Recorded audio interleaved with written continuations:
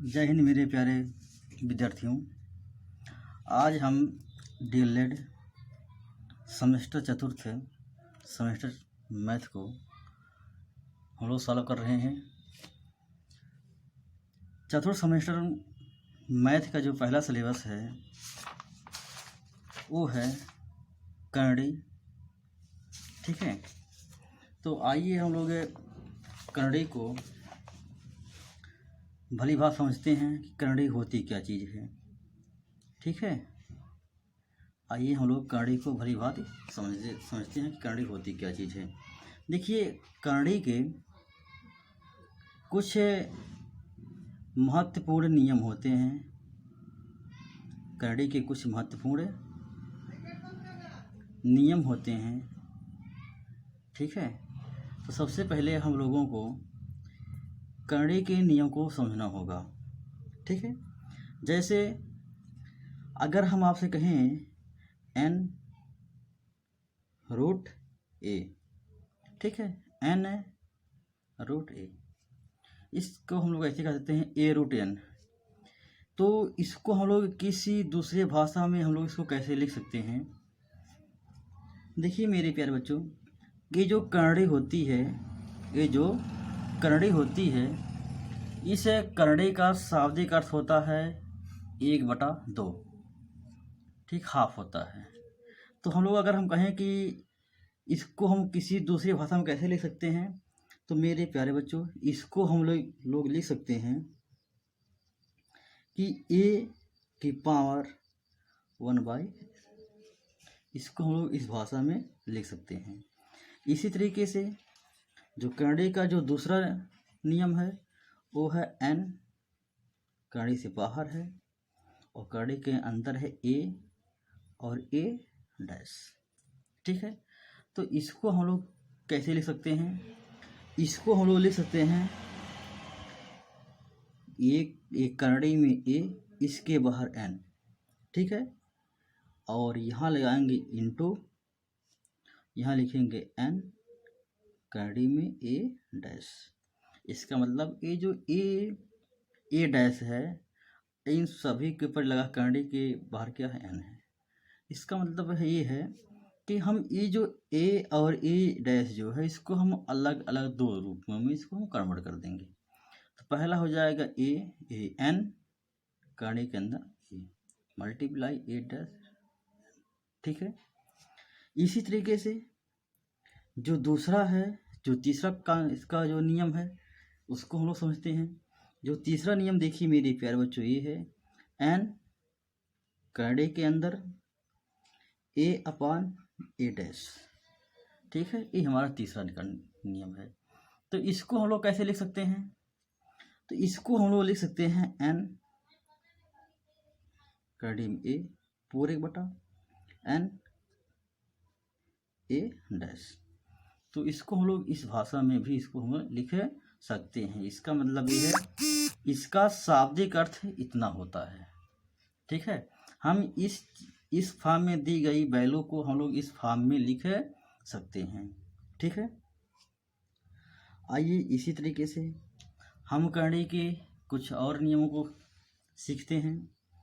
जैसे ये ब्रैकेट में है n, कन्नड़ी के अंदर a इसकी पावर n, इसका मान कितना होगा? an है। ठीक है, तो हम आपसे कहे थे कि यदि कोई भी संख्या, जैसे यहाँ पर अगर n की जगह पर कोई भी एक संख्या हो सकती है, n की जगह पर कोई भी एक संख्या हो सकती है, तो हम इसको ऐसे भी लिख सकते हैं। जैसे अभी हम आपसे कहे थे कि a जो n है, a रूट n, क्या लिखा गया है? a root n। इसका शाब्दिक अर्थ क्या होता है? a घात a/n। अर्थात हम इसको बटे, हम कहे थे ना, कन्नड़ी जो है इसका मतलब होता है बटे के रूप में इसको हम लिख सकते हैं। ठीक है, तो ये जो n है, ये देखिए ये कन्नड़ी के बाहर है। इसका मतलब है इसको हम लिख सकते हैं a की पावर n। देखिए a की पावर an है। ठीक है, a की पावर an है, तो हमने इसको ऐसे लिख दिया। अब a रूट n है, इस रूट n का मतलब होता है 1/n। क्या होता है 1/n। अब an और an हो जाएगा कैंसिल, तो आपके पास क्या बचा, a की पावर 1 है, a की पावर 1। ठीक है, इसका मतलब कितना आ गया a। ठीक है, इसका मतलब हम इस फॉर्म में दी गई रेशियो को हम इतना लिख सकते हैं। ठीक, इसी तरीके से जो करने का जो अगला कॉन्सेप्ट है, आइए उसको हम लोग समझते हैं। ठीक है, करने का जो अगला कॉन्सेप्ट है वो है m रूट के अंदर n और इस रूट के अंदर है a। ठीक है, तो इसको हम लोग क्या लिख सकते हैं। ठीक है, इस चीज़ को हम लोग कैसे लिख सकते हैं, तो मेरे प्यारे बच्चों इसका शाब्दिक अर्थ ये होता है, ये जो रूट है ए रूट, अब एक n था m है, इसका आप इसे मल्टीप्लाई कर दीजिए तो ये हो जाएगा m(n). ठीक है, a रूट m(n), तो इसको हम लोग इस फॉर्म में लिख सकते हैं। इसी तरीके से जो करने का है जो अगला कॉन्सेप्ट है वो देखिए इस प्रकार है, n रूट a। ठीक है, अब पूरे का पावर m, तो इसको हम लोग क्या लिख सकते हैं, तो मेरे प्यारे बच्चों इसको हम लोग लिख सकते हैं n रूट a की पावर m। हम लोग इस चीज़ को इस फॉर्म में लिख सकते हैं। ठीक है, क्या आप लोगों को ये कॉन्सेप्ट समझ में आ रहा है। हम आपसे उम्मीद करते हैं कि ये कॉन्सेप्ट जो करने का जो कॉन्सेप्ट है ये आप लोगों को समझ में आया होगा। ठीक है, आइए हम, ये हुआ करंडी। और इसी में एक दूसरा चीज है घातांक। क्या है, घातांक।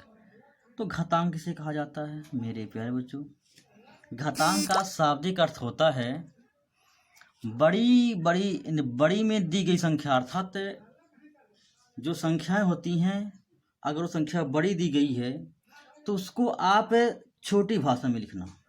नहीं बात समझ में आ रही है, हम आपसे कह रहे हैं घातांक का शाब्दिक अर्थ होता है घात के रूप में लिखना, अर्थात इसका शाब्दिक अर्थ ये होता है बड़ी बड़ी संख्याओं को आप छोटी संख्या के रूप में कैसे लिखते हैं। तो हम लोग बड़ी जो संख्या दी होती है उसको हम छोटी संख्या में लिखने के लिए हम घात के रूप में लिखते हैं। जैसे अगर हम आपसे कहें एक कितना लिखा गया है 1000, कितना लिखा गया है 1000। अब इस 1000 को हम लोग किसी दूसरी भाषा में कैसे लिख सकते हैं जो इससे छोटा हो, जो इससे छोटा लिखा जा सके। जैसे ये 1000 है ना, तो इसको हम लोग लिख सकते हैं 10 की पावर 3। कितना, 10 की पावर 3। इसका शाब्दिक अर्थ ये होता है ये भी 1000 है, जब आप 10 की पावर 3 कर देंगे ना इसका भी मतलब होता है 1000। कैसे होता है देखिए मेरे प्यारे बच्चों, ये लिखा गया है 10 की पावर 3। 10 की पावर 3 का शाब्दिक अर्थ होता है 10 गुणे 10 गुणे 10। ये जो संख्याएं हैं 3 में लिखी होती हैं, अर्थात जिस संख्या की घात जितना होती है उतनी ही बार वो संख्या दोहराई जाती है। ठीक है, संख्या वो उतनी बार ही दोहराई जाती है। जैसे हम लोग यहाँ पर देख रहे हैं कि 10 की पावर 3 है, इसका शाब्दिक अर्थ है 10 गुणे 10 गुणे 10। जब हम 10 गुणे 10 गुणे 10 का मल्टीप्लाई करेंगे तो कितना वैल्यू हमारी हो जाएगी 1000। तो हम आपसे कहे थे जो घातांक है, घातांक का शाब्दिक अर्थ होता है घात, अर्थात बड़ी बड़ी दी गई संख्याओं को छोटे रूप में लिखने के लिए हम उसको घातांक के रूप में लिखते हैं। ये बात आपको समझ में आ रही है। जैसे आइए हम आपको एक उदाहरण समझाते हैं।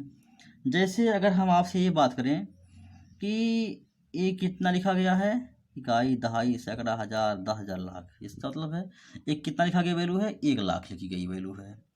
ठीक है, अब आप इस 1,00,000 की जो वैल्यू ये है इसको आप घातांक के रूप में लिखो, अर्थात छोटी संख्या के रूप में लिखो आप इसको और छोटे फॉर्म में लिखिए। इसका शाब्दिक अर्थ है कि इसको आप और छोटे फॉर्म में कर दीजिए।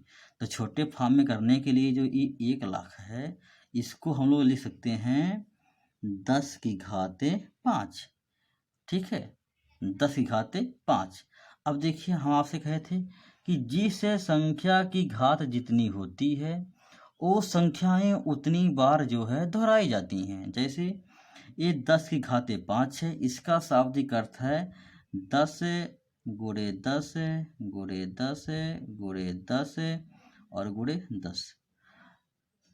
10 की घात 5 है तो हमने 10 को 5 बार मल्टीप्लाई कर दिया, 10 गुणे 10 गुणे 10 गुणे 10 गुणे 10, ये 5 बार हो गया। जब हम 10 गुणे 10 गुणे 10 गुणे 10 गुणे 10 का जब हम आपस में मल्टीप्लाई करेंगे ना तो मेरे प्यारे बच्चों जब हम इसका आपस में मल्टीप्लाई करेंगे तो कितना हो जाएगा, वो वैल्यू हो जाएगी 1,00,000। ठीक है, तो आप ये जो वैल्यू लिखी गई है 1,00,000 ना, आप इस 1,00,000 को आप घातांक के रूप में क्या लिख सकते हैं, हम लोग हैं 10 की पावर 5। ठीक है, हम लोग इसको इतना लिख सकते हैं। ठीक है, चलिए अब देखिए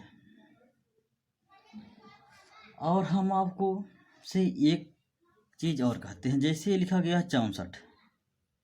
ठीक है, तो 64 को हम घातांक के रूप में कैसे लिख सकते हैं, जरा सोचिए कि 64 को हम लोग घातांक के रूप में कैसे लिख सकते हैं। तो मेरे प्यारे बच्चों 64 को ना आप घातांक के रूप में लिख सकते हो 2 की पावर 6। क्या, 2 की पावर 6। हम लोग इसको इतना लिख सकते हैं। अब आइए देखिए इसको हम लोग इतना कैसे लिख सकते हैं। देखिए हम लोग एक चीज पढ़े होंगे ना, LCM पढ़े हैं ना, LCM यानी लघुत्तम समापवर्तक हम लोग पढ़े हैं। तो ये देखिए कितना लिखा गया 64। आप इस 64 को ना आप ऐसे काटते चले जाइए संख्या से। हमने इसको 2 से मल्टीप्लाई किया तो 3 दूना 6, 2 दूनी 4। फिर हमने इसको 2 से काटा, 16 दूनी 32। फिर इसको हमने 2 से काटा, 8 दूनी 16। फिर हमने इसको 2 से काटा, 2 चौका 8। फिर हम इसको 2 से काटे, 2 दूना 4। अब देखिए कितने, 1 2 3 4 5 6। इसका मतलब है इसको हम लोग ऐसे लिख सकते हैं 64 बराबर ये 2 2 कितनी बार आया है, 6 बार आया है। इसका मतलब है 2 गुणे 2 गुणे 2 गुणे 2 गुणे 2 गुणे 2। ठीक है, अब आप देखिए ये जो 2 है ये कुल कितनी बार यूज हम लोग इसको किए हैं, 1 2 3 4 5 6 बार यूज किए हैं। तो हम इस चीज़ को ना इस फॉर्म में लिख सकते हैं 2 की पावर 6। अर्थात ये जो 64 है इसको हम लोग क्या लिख सकते हैं, 2 की पावर 6 के रूप में हम लोग इसको लिख सकते हैं। इसी को कहा जाता है मेरे प्यारे बच्चों घातांक। ठीक है, क्या आप लोगों को ये बात समझ में आ रही है? हम आपसे उम्मीद करते होंगे कि आप लोगों को ये कॉन्सेप्ट समझ में आया होगा। आइए अब हम ले चलते हैं आप लोगों को क्वेश्चन की तरफ। ठीक है, देखिए जैसे पहला क्वेश्चन जो हमारा है वो दिया गया है 5 की पावर 3 भागे 5 की पावर 3 का मान ज्ञात कीजिए। क्या लिखा गया है, 5 की पावर 3 भागे 5 की पावर 3 का मान ज्ञात कीजिए। मेरे प्यारे बच्चों, आप लोग जानते हो, अभी अभी हम लोग पढ़ के गए हैं, ये जो 5 की पावर 3 है, इसका शाब्दिक अर्थ होता है 5 गुणे 5 गुणे 5। इसको हम इस फॉर्म में लिख सकते हैं। ठीक है, इसको हम लोग इस फॉर्म में लिख सकते हैं। जब हम इसको इस फॉर्म में लिखेंगे तो हो जाएगा 5 गुणे 5 गुणे 5। ये भागे है, इसका मतलब होता है बटा। फिर 5 पावर 3 है, तो इसका भी शाब्दिक अर्थ होता है 5 गुणे 5 गुणे 5। ये 3 बार संख्या दोहराई गई होगी, तो हमने यहाँ लिख दिया 5 गुणे 5 गुणे 5। अब देखिए, ये 5 ये कटेगा, ये कट जाएगा, ये कट जाएगा, आपके पास क्या बचा? 1/1। कितना बचा? 1/1। जब आप 1 में 1 से भाग करेंगे कितना आएगा? 1। तो ये हमारा हो गया आंसर। ठीक है, हम इसको इस तरीके से भी हम लोग इसको लगा सकते हैं, अथवा हम लोग इसी चीज़ को ना इससे ऐसे भी लगा सकते हैं। जैसे लिखा गया है 5 की पावर 3 बटा 5 की पावर 3 है ना, तो हम इसको ऐसे भी कर सकते हैं। ये देखिए 5 की पावर 3 प्लस में है ना, इसको हम ऊपर ले जाएंगे, हो जाएगा माइनस में। इसका मतलब 5 की पावर 3 माइनस 3 अभी यहाँ बचा है। ठीक है, तो 5 की पावर 3 माइनस 3 हो जाएगा, ये 3 3 से कट जाएगा, तो इसकी वैल्यू क्या बची? 5 की पावर 0। क्या बची? 5 की पावर 0। हम लोग जानते हैं, यदि किसी भी संख्या की पावर 0 होती है तो उसका मान सदैव 1 होता है। कितना होता है? 1 होता है। तो हमारा हो गया आंसर। लिख लीजिएगा कहीं पर, क्या लिखना हमको है? यदि किसी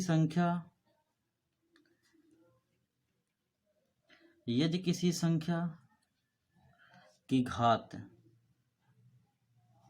0 हो, क्या हो? 0 हो, तो उसका मान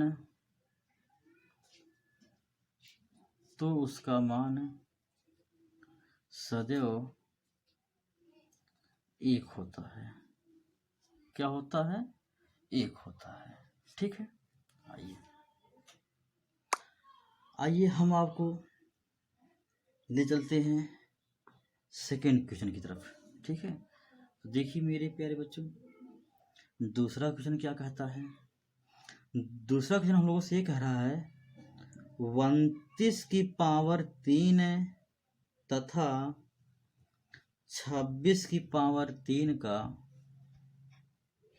मान ज्ञात कीजिए। क्या है? 29 की पावर 3 तथा 26 की पावर 3 का मान ज्ञात कीजिए। ठीक है, तो मेरे प्यारे बच्चों, ये जो 29 की पावर 3 है और 26 की पावर 3 का मान हमको ज्ञात करना है, तो इसका मतलब मेरे प्यारे बच्चों शाब्दिक ये होता है, ये जो 29 की पावर 3 लिखा गया है ना, इसका शाब्दिक अर्थ ये होता है 29 गुणे 29 गुणे 29। ये 3 बार इसका मल्टीप्लाई होता है। क्या होता है? 3 बार मल्टीप्लाई होता है। ठीक है, जब हम लोग इसका जो हम लोग मल्टीप्लाई करेंगे किन का? 29 की पावर 29 गुणे 29 गुणे 29। तो देखिए 29 गुणे 29 जब हम लोग इसको मल्टीप्लाई करेंगे ना, तो देखिए हम यहाँ पर कर दे रहे हैं, ये 29 है, ये 29 है। जब हम लोग दो अंकों की संख्याओं का जब हम लोग आपस में मल्टीप्लाई करते हैं ना, तो इसको देखिए, दो संख्या का आपस में मल्टीप्लाई करने का एक आसान तरीका होता है, वो होता है 1 गुणे 1 का नियम। क्या होता है? 1 गुणे 1 का नियम। इसका मतलब ये है, ये देखिए ऐसे लिखा गया है 1 है, जिसका मतलब ना आप इसका मल्टीप्लाई कर दीजिए एक बार आप। ठीक है, तो 9 9 81, 81 की 1 हासिल 8। अगली बार जो है देखिए क्रॉस मल्टीप्लाई है। क्या है? Cross multiply. इसका मतलब है आप इसका इसमें गुणा कर दीजिए, इसका इसमें गुणा कर दीजिए। 9 दूना 18, 9 दूना 18 और सबको जोड़ दीजिए आपस में। 9 दूना 18 ये, 9 दूना 18 ये, 18 18 36 और 36 से वो हो गया। और जो आपके पास है 8 है शेष था उसको जोड़ लीजिए। ठीक है, 36 36 4 40, 4 44, 44 के 4 हासिल कितना? 4। अब देखिए इस बार इसका मल्टीप्लाई है, इसका मतलब इसका इसमें मल्टीप्लाई है। 2 दूना 4, 4 में 4 जोड़ देंगे कितना हो जाएगा? 8। ठीक है, इसका मतलब कितना हो गया? 2 के 29 गुणे 29 और कितना हो गया? 841। अब हमें इसमें किससे गुणा करना है? 29 से हमको इसमें और गुणा करना है। तो 9 एकम 9, ठीक है, और 9 चौका 36 के 6 हासिल कितना? 3। ठीक है, और 9 अठे 72, 72 में 3 जोड़ दो 75, ये हो गया। 2 एकम 2, 4 दूना 8, 8 दूनी 16 और सबको आप लोग ऐड कर दीजिए। तो जाएगा 9 6 2 8, 8 5 13 3 हासिल 1, 7 6 13 13 1 से 2 4 हासिल 1 1 1 2। इसका मतलब है ये 29 गुणे 29 गुणे 29 की वैल्यू कितना हो जाएगी? 24,389। तो ये इतने का मान निकल गया, ये हमारा हो गया एक आंसर। इसी तरीके से ये जो लिखा गया है 26 की पावर 3, इसका शाब्दिक अर्थ ये होता है मेरे प्यारे बच्चों 26 गुणे 26 गुणे 26, ये 3 बार है। तो फिर आप इसका मल्टीप्लाई कर दीजिए 26 26 का, फिर इसी 1 गुणे 1 के नियम से 36 के 6 हासिल 3, 6 दूनी 12, 6 दूनी 12, 12 12 24, 24 हो 3 है 27 के 7 हासिल 2, 2 दूना 4, 4 2 6, ये कितना हो गया? 6 7 6 यानी 676। जब हम 26 गुणे 26 का मल्टीप्लाई किए ना तो वैल्यू कितना हो गया? 676। अभी हमारे पास एक 26 बाकी है, तो हम इस 26 का उसमें मल्टीप्लाई कर दीजिए। 6 का 36 हासिल 3 और 7 6 42, 42 3 45 हासिल कितना हमारे पास बचा? 4। 6 के 36, 36 4 40, 6 दूनी 12, 12 2 हासिल 1, 7 दूनी 14, 14 और 1 15, 15 के 5 हासिल 1, 6 दूनी 12, 12 और 1 हासिल 13। इसको जोड़ देंगे 6 5 2 7 5 4 3 7 1। तो 26 गुणे 26 गुणे 26 की वैल्यू कितना हमारे पास आ गई? 17,576, ये हो गया हमारा आंसर। ठीक, चलिए आइए हम लोग चलते हैं दूसरे क्वेश्चन की ओर।